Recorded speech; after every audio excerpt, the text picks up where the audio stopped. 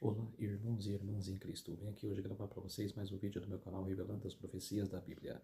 E no vídeo de hoje eu vou apresentar a Escola Sabatina, que era a lição número 13, a última, que era do temas do Evangelho de João. Antes de eu falar desse assunto, eu peço ajuda de vocês para se inscreverem no meu canal, que é barato, é grátis. Quer se inscrever no meu canal Revelando as Profecias da Bíblia. Deixe seu like, ative os sininhos de notificações para receberem o meu vídeo e compartilhe com o maior número de pessoas que vocês puderem o conteúdo do meu canal. Preciso da ajuda de vocês. Cada like que vocês deixarem, ela me ajuda muito aqui no YouTube. Então preciso da ajuda de vocês, ok? Vamos orar para fortalecer a nossa fé.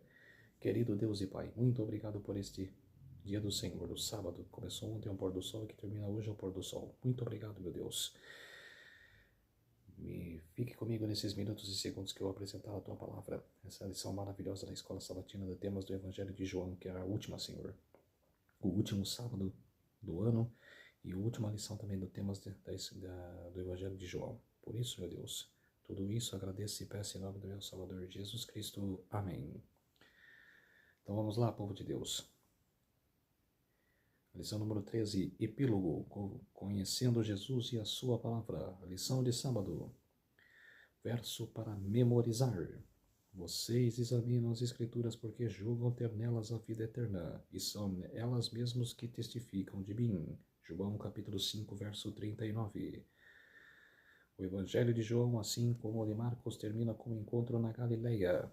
Esta é a última semana de estudo sobre João, trata desse encontro, mas conectando-o ao tema de como podemos conhecer a Jesus e a Palavra de Deus, um conceito que percorre todo o quarto Evangelho.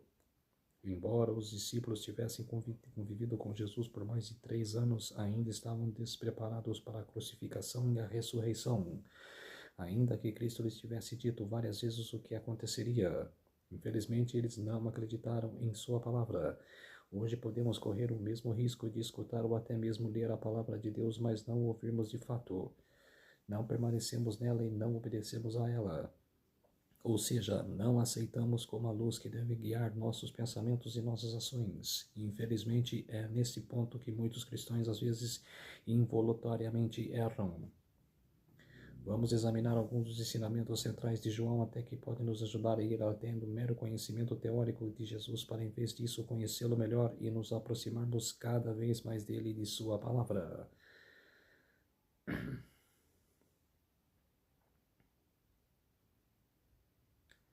Lição de domingo. Encontro na Galileia. Pergunta número 1. Que verdades cruciais são reveladas neste texto, especialmente sobre a graça de Deus e a humildade humana?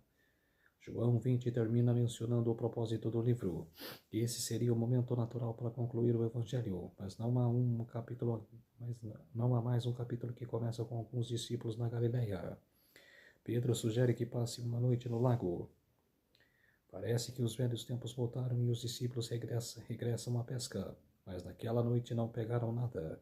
De manhã, um estranho que estava na praia lhes disse para jogarem a rede no lado direito do barco. Eles pegaram tantos peixes que não conseguiam puxar a rede, lembrando o início do ministério deles com Jesus. Lucas 5, capítulo 5, versos 1 a 11. João reconheceu Jesus e contou a Pedro, porque sua vez pulou na água e nadou até a praia. Jesus fez 3 perguntas a Pedro relacionadas ao seu amor pelo Mestre. Antes da crucificação, Pedro disse que daria a vida por Jesus. Foi então que ele predisse que o discípulo o negaria 3 vezes. Nesse encontro na Galileia, Pedro fez de Jesus e não de si mesmo o ponto de referência. Algumas pessoas observaram que Jesus usou o verbo agapau, que significa amar ao questionar Pedro, exceto na última vez. E que o discípulo sempre respondeu com o verbo piteleó, que significa amar, mas apenas como amigo. Isso significaria que Pedro ainda não havia alcançado o tipo mais elevado de amor. A resposta de Pedro está centrada na humildade. Como a memória de sua traição sempre assombrava sua mente, é provável que o discípulo tenha usado uma palavra inferior para expressar humildade, evitando reivindicar muito para si mesmo. Foi essa humildade que Jesus reforçou e que se tornou crucial para restaurar Pedro ao ministério. A humildade é uma das qualificações mais importantes para o ministério, pois direciona o foco para Jesus Cristo e não para o próprio eu.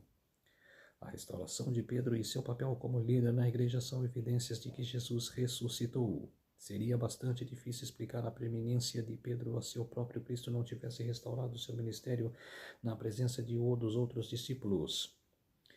A pergunta no rodapé: por que a humildade é tão importante para quem busca conhecer o Senhor? Por que a humildade é tão importante para quem busca o Senhor? Porque nós devemos ter humildade. Nós devemos ser como Jesus foi aqui na terra, humilde, compassivo, coração humilde, e devemos respeitar as outras pessoas. E a outra pergunta: em vista de qual cruz, qual é a única coisa da qual qualquer um de nós deve se orgulhar? Ela combina com essa. E a gente deve se orgulhar de nós mesmos, de ser como Jesus. Andar nos caminhos do Senhor. Andar nos caminhos do Senhor e viver como o Senhor viveu aqui na terra.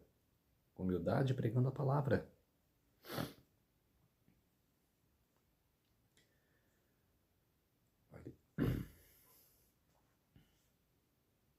A lição de segunda-feira: mantendo os olhos em Jesus. Pergunta número 2. Que pergunta de Pedro surgiu de um entendimento equivocado e como Jesus o corrigiu? Jesus tinha acabado de restaurar Pedro ao ministério e havia dito: siga-me. Essa ordem provavelmente se referia a segui-lo, fisicamente na praia. Sabemos disso porque depois Pedro se virou e viu que João também estava seguindo Jesus. Então fez uma pergunta sobre João: o Senhor, e quanto a este?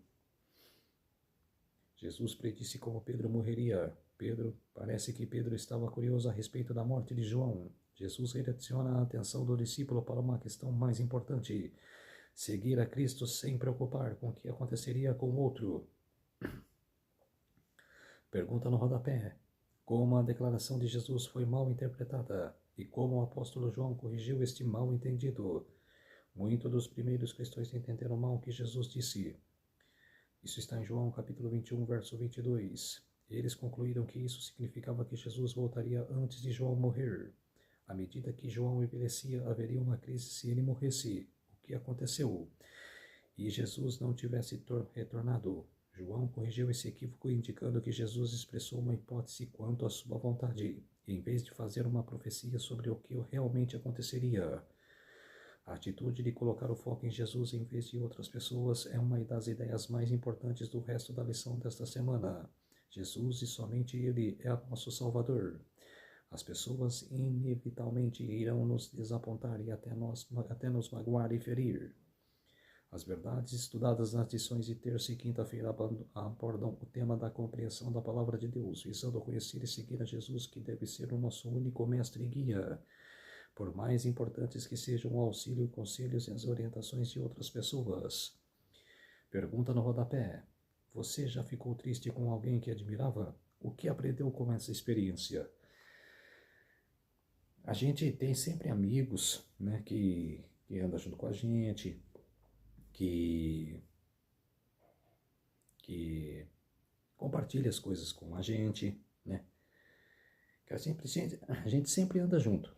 Por exemplo, uma coisa que ele faz, né, tanto amigos ou amigos entre homem e homem, mulher e mulher, que acaba desapontando você ou desapontando ela, como se diz, a gente se sente magoado, ou você mulher se sente magoada, porque aquela pessoa nos desapontou. Então é normal, que os seres humanos são falhos. Então, quer dizer, somos falhos, então por isso que ela acaba magoando a outra pessoa. Mas a gente aprende com os erros. Cada erro que a gente passa, cada aflição que a gente passa, a gente aprende. Ela levanta a cabeça e segue em frente. Não fique remoendo isso no seu coração. Segue em frente. Ele esquece isso. Ele parte para outra missão. A vida está aí para se viver. Para você adorar a Deus. Se apegue com Deus. Esquece aquilo que aconteceu. lição de terça-feira, luz e trevas. Pergunta número 4. Qual o grande contraste apresentado nesses textos e por que ele é fundamental para compreendermos a verdade? O mundo está em trevas e ele rejeita a luz e é incapaz de encontrar o caminho para Deus verdadeiro, o Deus pessoal da criação e da revelação e da redenção. Por si mesma, a humildade jamais pode chegar ao conhecimento do divino, como as escrituras dos céus. É a sua sabedoria. Que poderás fazer? Mais profunda é ela do que o abismo que poderás saber. Unicamente o Espírito de adoção pode nos revelar as coisas profundas de Deus, as quais nem olhos viram, nem ouvidos ouviram, nem jamais penetrou em coração humano. Deus nas revelou pelo Espírito. Ellen G. White, o desejado de todas as nações, página 328. Somente Cristo revelou o Pai de modo perfeito e definitivo. O verbo grego usado nesse verso é exegeomai, que significa interpretar, explicar ou expor.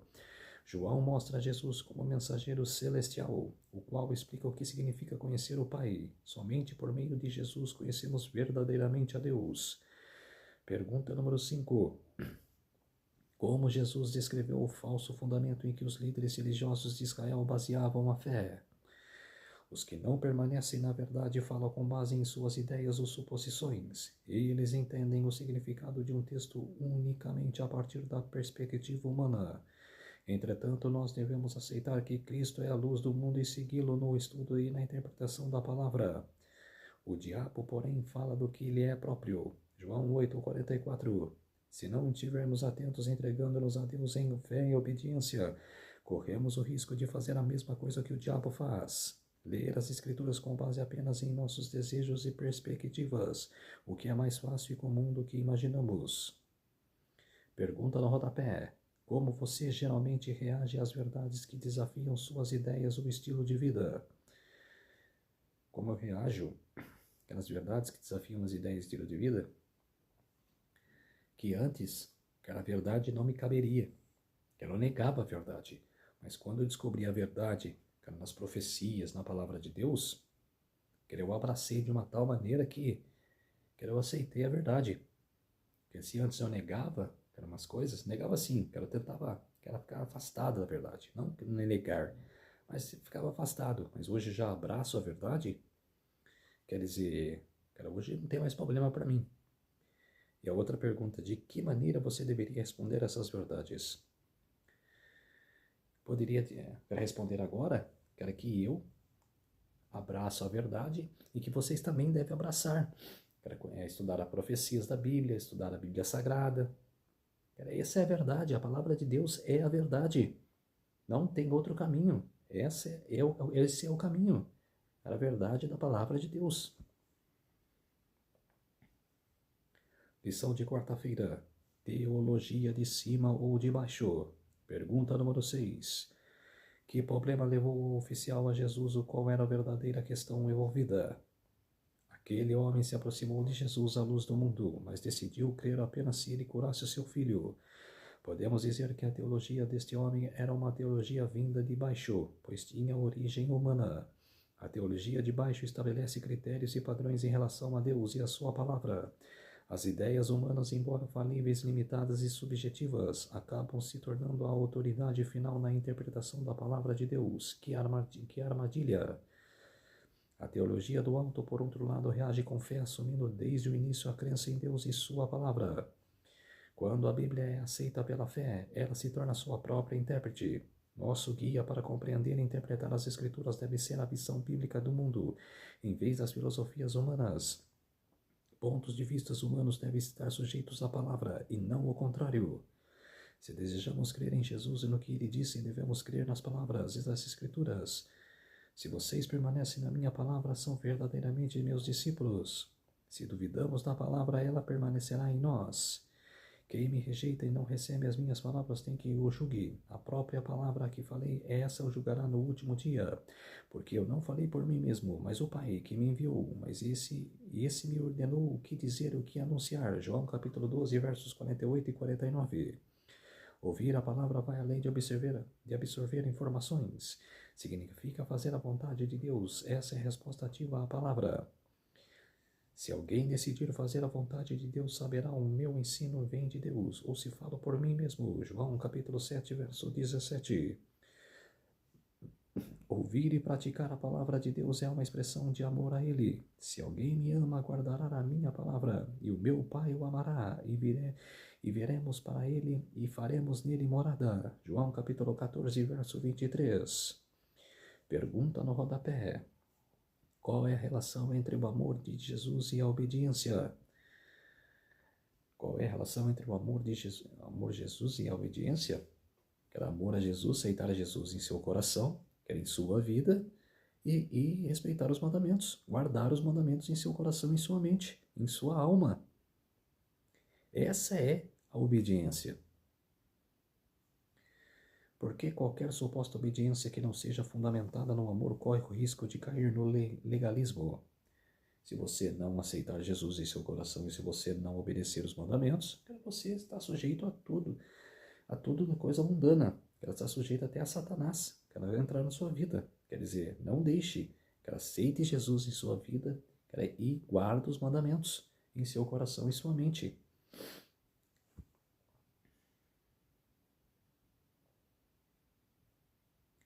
Lição de quinta-feira, permanecendo em Jesus.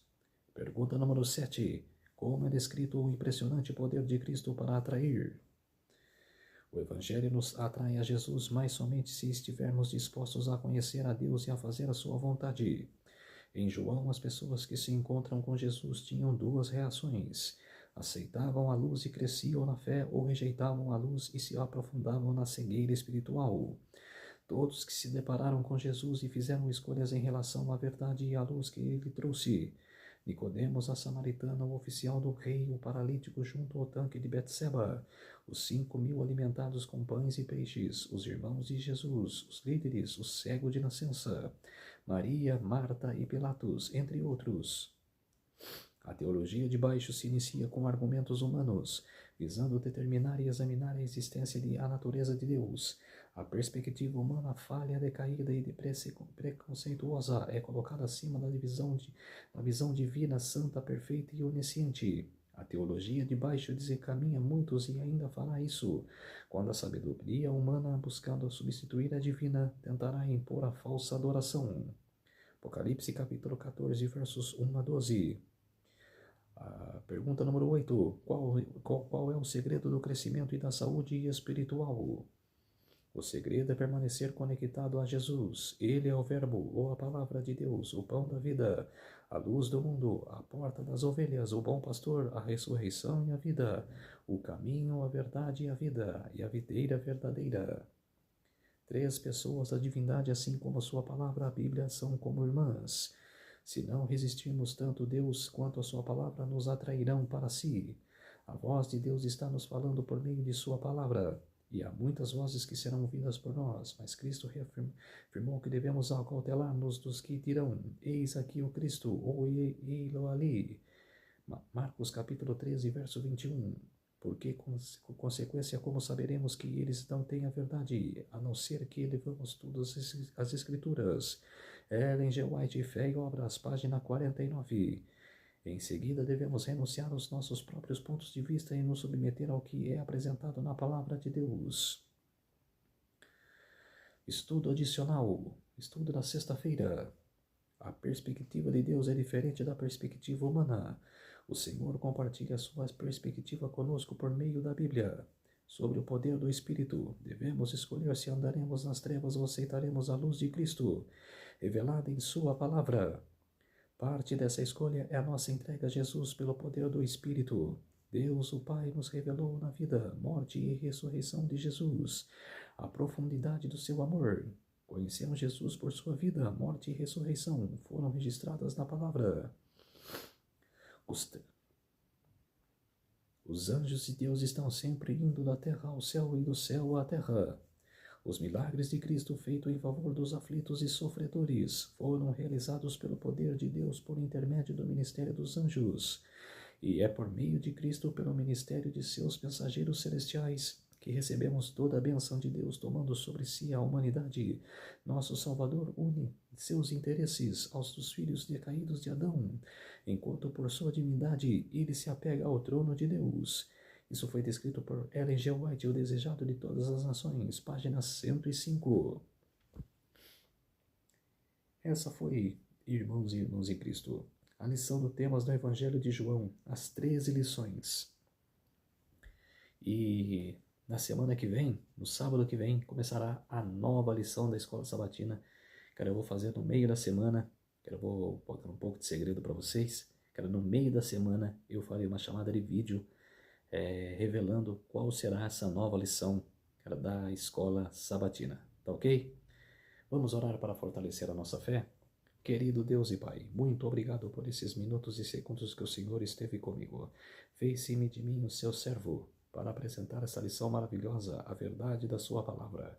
Por isso, meu Deus, agradeço muito a tua presença em minha vida e durante minhas pregações. Por isso, meu Deus, tudo isso agradeço e oro em nome do meu Salvador Jesus Cristo. Amém. Então, povo de Deus, peço a ajuda de vocês para se inscreverem no meu canal Revelando as Profecias da Bíblia. Como eu falei, é grátis, é de graça. Me ajuda muito se inscrevendo no meu canal. Deixe seu like, ative os sininhos de notificações para receberem o meu vídeo e compartilhe o conteúdo do meu canal com outras pessoas. Tá ok? Eu preciso da ajuda de vocês para expandir o meu canal. Tá ok? Um feliz sábado a todos e até o próximo vídeo. Tchau!